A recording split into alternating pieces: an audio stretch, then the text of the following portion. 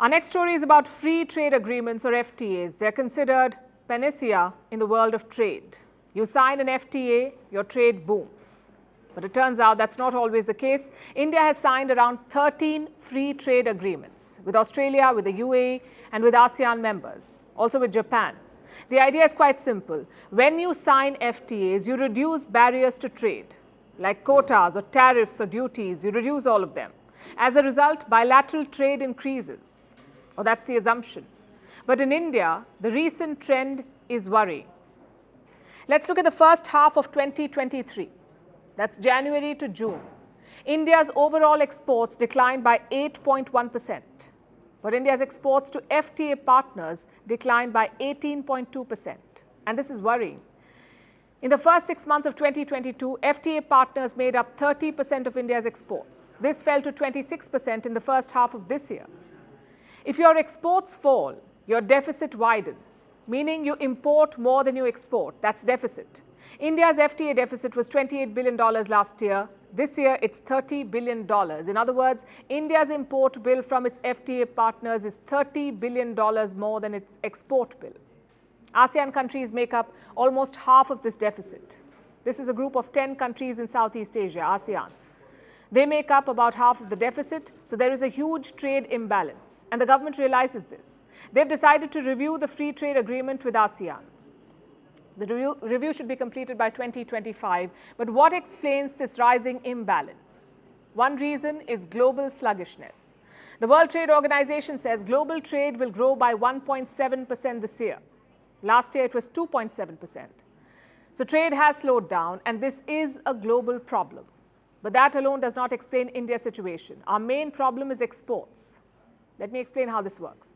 Around 18 items make up 75% of India's merchandise exports. Things like cereals, fruits and vegetables, textiles, spices, fish. India exported less of these goods in the first half of this year. Now, do you see the problem here?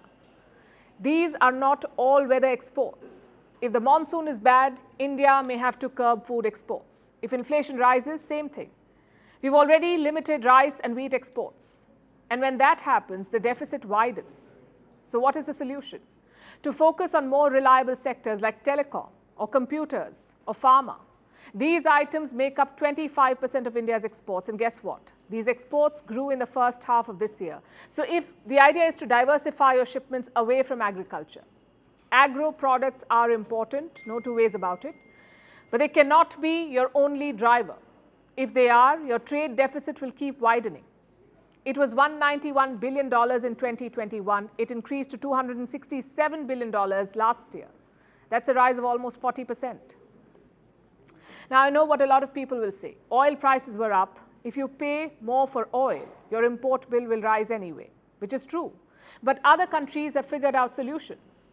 Take Japan, for instance. They registered a trade surplus in June this year. It was the first in 2 years, a trade surplus. Same with South Korea. They registered a surplus in June, their first in 15 months. And so did China. Their trade surplus last year was $877 billion. And all these countries import energy, yet they posted surpluses. My point is, it is possible. India needs to strengthen its industrial base, attract more foreign investment. It's the only way to overcome this deficit. As for free trade agreements, it's a wake-up call.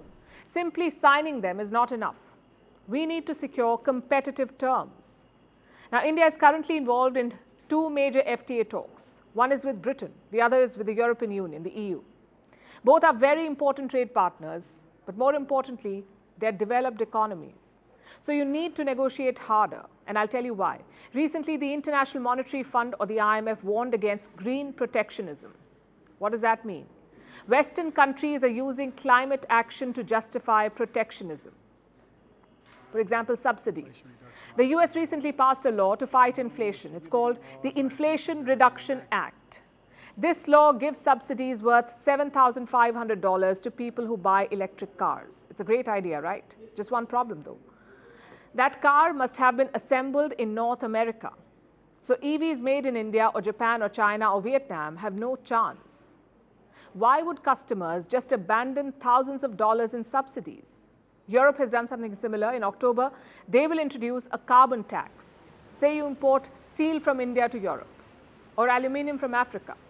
Now, these places have more relaxed laws on emissions. So, Europe says you will have to pay a tax now, a tax for producing in and importing from the developing world. Now, imagine you're a producer. What would you do? You either pay the tax or you shift your company to Europe. Such policies are being called a new wave of protectionism. It would have a massive impact on India's exports. So, two things to watch out for here: more industrial production and better negotiation at the trade table.